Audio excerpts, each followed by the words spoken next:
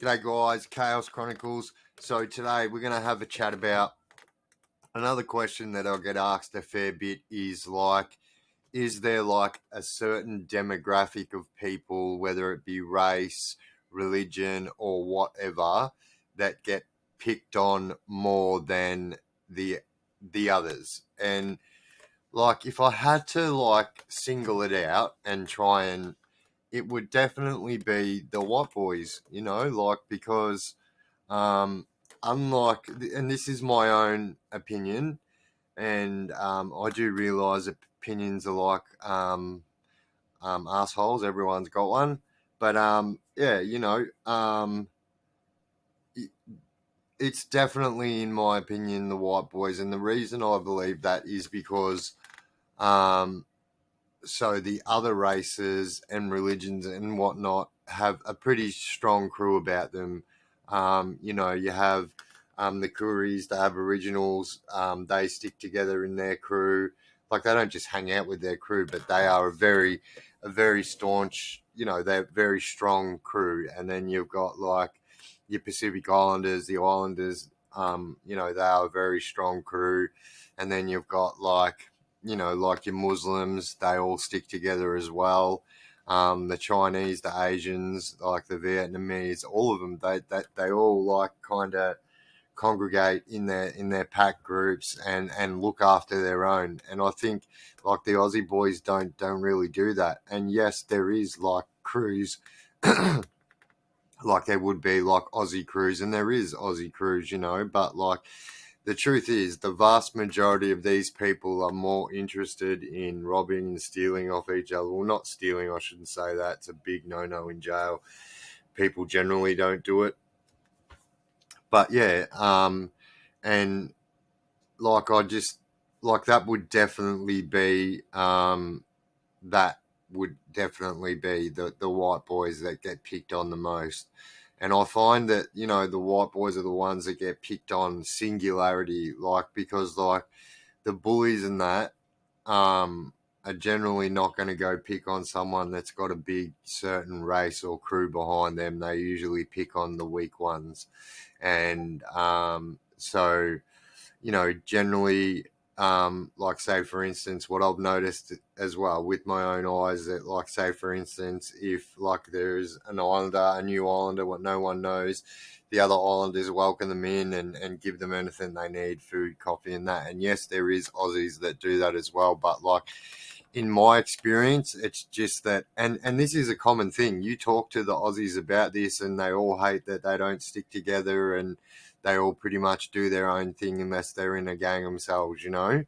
Um, but yeah, and so I also got asked as well, do like gay people get picked on in jail? And I'll say like they definitely don't get picked on because they're gay, but I would like assume that like in society there are certain people that don't accept that, and definitely them people would definitely give them a hard time. But I think like as a whole, like if you're a staunch stand-up crook, like someone who stands up for themselves and that, you're going to get respected regardless. But in my experience, i have I have met like um gay people, like I won't say a name, but in my last sentence, there was this guy that was in my unit and was kind of getting picked on because he was gay, but it was more like just they were like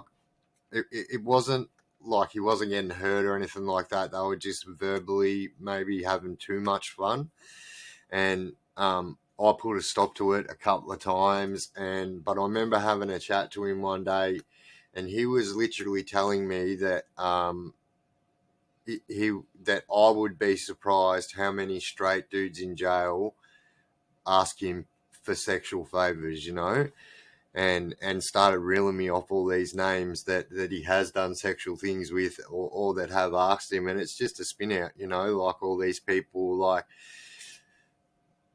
with all their mates, are probably giving this poor guy hell, and then when they're by themselves, he's got something that they want, so they want it. And it's just funny, and that's what jail's like as well. Like it's just the mindset of prison is just crazy, you know, because it's a very, and I hate to use this word because in Australian jail, a dog is a bad thing, but like it is a very much dog eat dog world, you know, and it is one of those environments where if you do not act accordingly, you will get singled out as somebody who's, you know, and when I say act accordingly, I mean like if you don't like play by prison rules, um yeah, Mr. Nice Guy does get a long way in jail. The nice dudes do get far, but there is going to be that time when being the nice guy, like being a nice guy is not going to stop you from getting a shank in your neck, or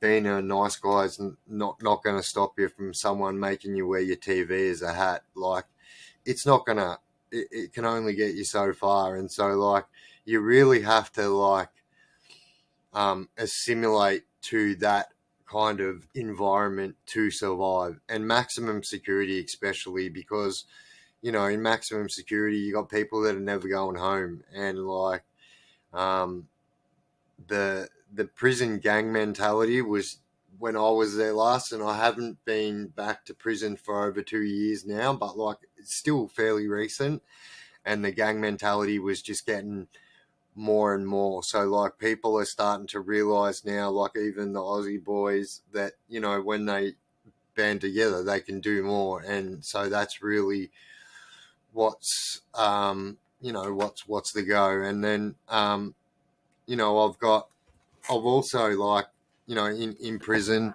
you know I try and get along with as many people as I can. Obviously, you can't get along with everyone, but like another thing that spins me out is like you know, talking to the Muslim boys, and they were telling me how like people that weren't Muslim when they came to jail, so they weren't born in a Muslim family or something like that, and they join the Muslims for power or protection is the word, not power. So they know that, like everyone in prison knows that, you know, you pick on one of the Muslims, you're going to have problems with most of them, you know, and I respect that. I really respect that. The union, the trades union here in Australia has got a couple of mottos like touch one, touch all. One bleeds, we all bleed, and I respect them mottos, you know, because it's just all about brotherhood and everything, and I really respect that. Like I really, you know, a brotherhood's hard to keep in tight and keep everyone, but like you know the Muslims in jail really have got that under control, and you know that they are feared because of that, you know. But it just spins me out, and also you know speaking with the Kuris, as you guys know, that the Kuri population in jail are one of the populations to be not to play with, you know, and therefore they were telling me how a lot of people will claim that they are Kuri for protection, and like, and I remember him saying to me, he goes, "Look, have a look at this," and he's like, "That guy's Kuri, that guy's Kuri," and he's like, "Look how many of them, you know, that aren't Kuri outside, but are just claiming it to be, you know, which is sad. It's really sad for the Muslims. It's sad for the Kuris that they have people trying to, what's the word, maybe breach their trust in a way, like you know that they're really using that their kindness in willing to take their own in, and they use it for protection. I've always thought that that's absolutely bonkers. You know, jail's one of those places where if you don't learn to stand on your own 2 feet, people are gonna notice, and will notice really quick too. You know, but yeah, the answer to that question is you know, I kind of done 2 questions. The first question is, you know, do a certain demographic get picked on in prison? And yeah, in Victorian prisons, it would definitely be the white boys. And then as far as do gay people get picked on in jail? Like, you know, I don't think it would be any more than the outside. Like, like I said, if you're a stand-up crook, then people are going to respect that, you know.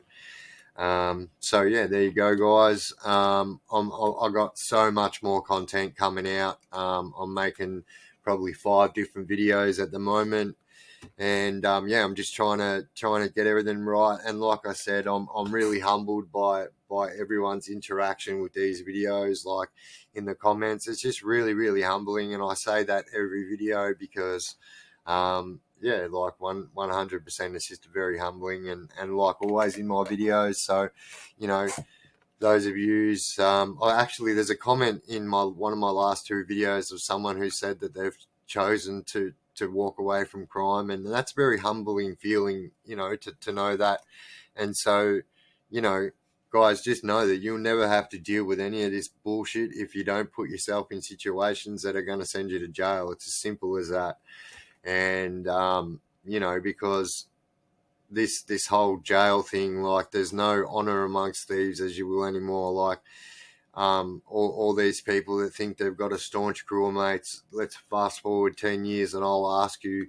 You now say that you've got 100%. All your mates are staunch. None of them would lag in the jack shop. Let's fast forward 10 years, and let's see how many of that 100% are still your mates, and how many of them actually did snitch on you. Because, mate, it's a very few and far between people that even get 12 months thrown at them and don't snitch. They are very, very few and far between.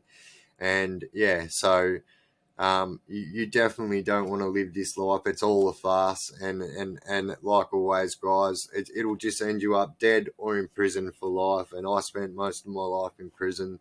I'm not proud of it, but that's why I'm here today, trying to tell my part so I can let you guys know that from the outside looking in, that all these look awesome. You know, that guy's got a nice car, he's got a nice bike, he's got nice girls, he's got money, he's got a nice house.